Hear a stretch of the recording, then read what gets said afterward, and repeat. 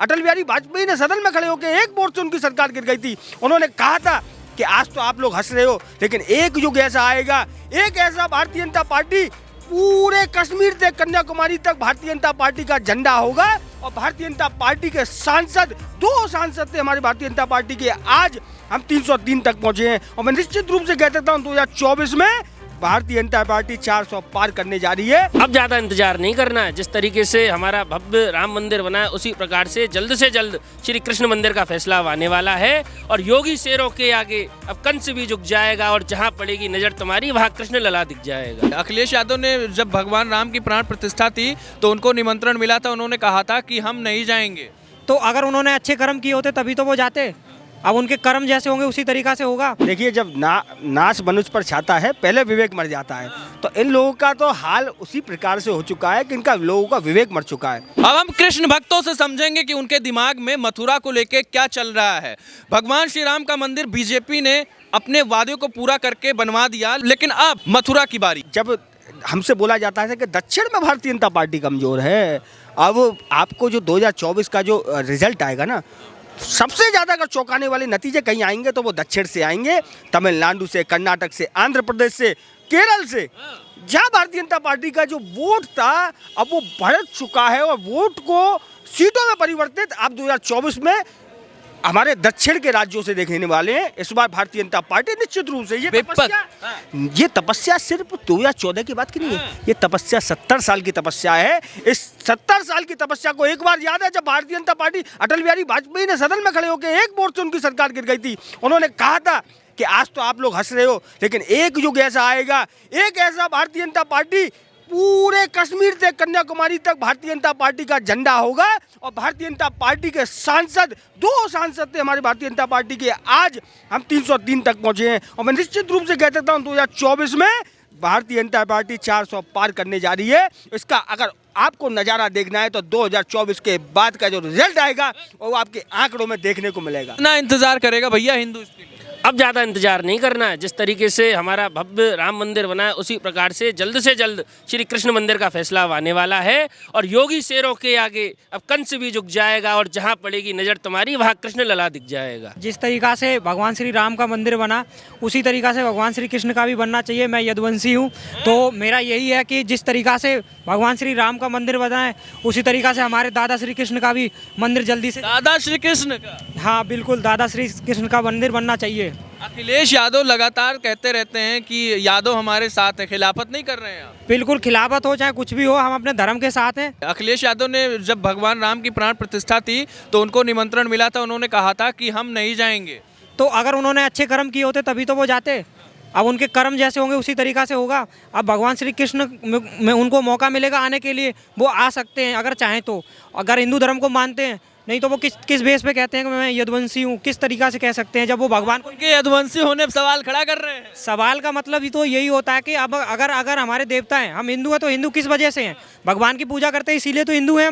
हम पूजा ही नहीं करें तो हिंदू किस बात के? हम नहीं है ना फिर हिंदू, फिर तो किसी और धर्म के हैं। तो ये बात तो सिंपल सी होती है, सवाल का तो मतलब ही नहीं होता। देखिए, जब नाश मनुष्य पर छाता है, पहले विवेक मर जाता है। तो इन लोगों का तो हाल उसी प्रकार से हो चुका है कि इनका लोगों का विवेक मर चुका है। और निश्चित रूप से ये अभी तक अपने 2014 के बाद से ये लोग समझ ही नहीं पा रहे हैं कि हमको किस प्रकार की राजनीति इस देश में सुनिश्चित करनी पड़ेगी। लेकिन अब इनको मालूम नहीं है कि अब युग बदल चुका है, परिवर्तन हो चुका है, लोगों की मानसिकता में बहुत अच्छा परिवर्तन हुआ है।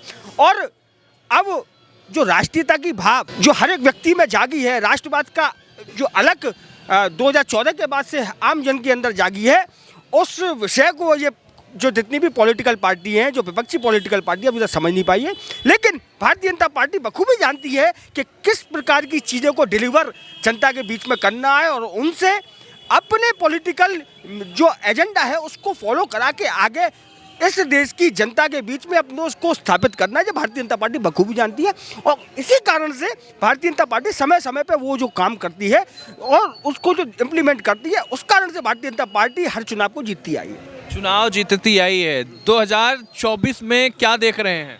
2024 में देखो, बहुमत तो भाजपा को मिल चुकी है, पहले ही मिल गई। हाँ, अब तो बात करो 400 पार करके जाएगी इस बार भाजपा हमारी। की बार अब की बार मोदी सरकार। जो गठबंधन है विपक्ष का, कई सारी पार्टियां आ गई हैं, कह रही हैं बीजेपी को हराना है मुमकिन? मुमकिन नहीं है, क्योंकि गठबंधन एक बार नहीं कई बार हो चुका है। अगर गठबंधन को हम देखें तो गठबंधन पिछली बार भी हुआ था, सेम उसका रिजल्ट यही था। देखो, इन लोगों को राजनीति अपनी जो करनी है ना, वो सही तरीका से करनी चाहिए। कम से कम इतने समझदार लोग हों कि किस बोर्ड पे, किस मंच पर किसको बिठाना है, ये तो इनको पता होना चाहिए अच्छी तरीका से। अगले से मंच की बात की तो स्वामी प्रसाद मौर्य की बड़ी जिक्र होती है कि वो जब भी उनके दिल में आता है भगवान राम पे कुछ टिप्पणी कर देते हैं, रामचरितमानस पर कर देते हैं। एक्चुअली उनको ना थोड़ा समझना चाहिए, जब बोलते हैं ना कोई भी चीज़ बोलने से पहले समझना चाहिए कि हाँ भाई, कि आप हिंदू हो या क्या हो। अगर आप हिंदू हो तो आप हिंदू को सपोर्ट थोड़ा बहुत पढ़ो, उनके बारे में जानो, तब बोलना अच्छी बात है। ये थोड़ी नहीं कि जो मन में आया वही बोल दिया। ऐसा कोई नेता नहीं होना चाहिए। अगर ऐसा कोई नेता है तो उससे टीम पे फ़र्क पड़ता है, पार्टी पे फ़र्क पड़ता है पूरा, जो कि अखिलेश यादव को भुगतना पड़ता है। कभी कभी उनके जो नेता गड़बड़ी कर देते हैं, उस चीज़ को देखना भी पड़ता है उनको। ये गठबंधन में आप लोगों की परिभाषा में गठबंधन हो सकता है, मेरे लिए तो ठगबंधन है। क्योंकि जो राजनीतिक पार्टी एक दूसरे के ध्रुव हुआ करते, एक दूसरे के कट्टर विरोधी होकर थे, सिर्फ मोदी के कारण ये लोग एक हो गए।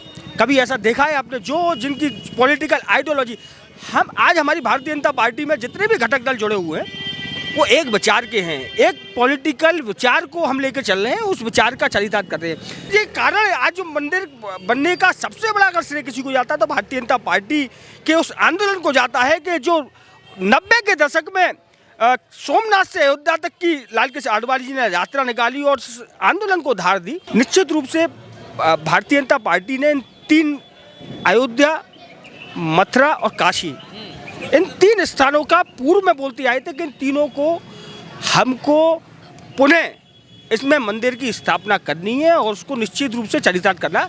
अब रहा सवाल ईदगाह का, तो कोर्ट ने उसको सर्वे का निर्णय दे दिया है और निश्चित रूप से उसमें सर्वे होगा।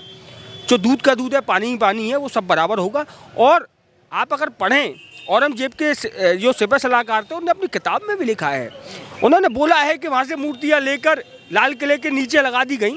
वो तो सब प्रमाणिक हिस्टोरिकल सारा प्रमाण रखा हुआ है, निश्चित रूप से लगा हुआ है। उसका सर्वे होगा, दूध का दूध पानी का पानी निकलेगा। जैसे राम मंदिर के में जब के मोहम्मद ने जब सर्वे किया था और पूरे उस मंदिर के जो विवादित जो ढांचा था, जिसके ऊपर जो हमारा मंदिर था उसके ऊपर विवादित ढांचा था, वो उसको उन्होंने रीडिस्कवर किया और निश्चित रूप से आज वो हमारे सबके सामने है। अब राधे राधे बोलने का समय आ गया है। बिल्कुल बोलने का समय आ गया है। और आज माननीय प्रधानमंत्री जी ने ये क्षण जो था ना, हमारी जनरेशन के लिए बहुत बड़ा क्षण था, जिसके लिए हमारे लाखों कार सेवकों ने अपनी जान की आहुति दी। और ये संघर्ष का विराम आज जब मंदिर की प्राण प्रतिष्ठा हुई है, मूर्ति की प्राण प्रतिष्ठा हुई है, वो संघर्ष का विराम आज जाकर समापन हुआ है। और मैं उन लोगों को भी बोलना चाहता हूँ जिन लोगों ने ये पूर्व में बोलते थे कि जब कोर्ट का निर्णय आ जाएगा तो हम सब सहभागी बनेंगे, लेकिन आज वही लोग,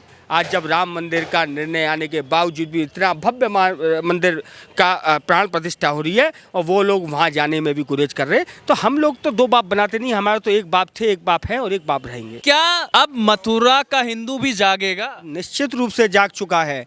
और ये जागने की प्रक्रिया आज से चालू नहीं थी, पहले धीरे धीरे जाग रहा था। पीड़ा थी, उस पीड़ा को चरितार्थ करने का काम इस देश के युवा तरुणाई, जब आज की देश की जनसंख्या 60% से ऊपर युवाओं की होगी, और युवाओं में भी वो पीड़ा थी, और वो पीड़ा थी उस कारण से आज जो हमारे मन के भाव थे वो चरितार्थ होने के लिए आरंभ हो चुके। और निश्चित रूप से मथुरा का इतिहास रहा है कि 1018 के बाद से एक बार नहीं, दर्जनों बार इस मंदिर को पुनः तोड़ा, पुनः बनाया, तोड़ा, फिर बनाया, हर बार प्रयास की। और मैं निश्चित रूप से कह सकता हूँ बाबर का युग था, बाबर का युग से उससे पहले भी, गौरी के समय में भी तोड़ा गया, सिकंदर लोदी के समय भी तोड़ा गया, फिर उसके बाद औरंगजेब के समय में भी तोड़ा गया। ये एक बार तोड़ने की प्रक्रिया नहीं, इन लोगों ने तोड़ने का काम किया, जोड़ने का काम हिंदू समाज पुनः करेगा। क्या मथुरा का हिंदू मंदिर चाहता है?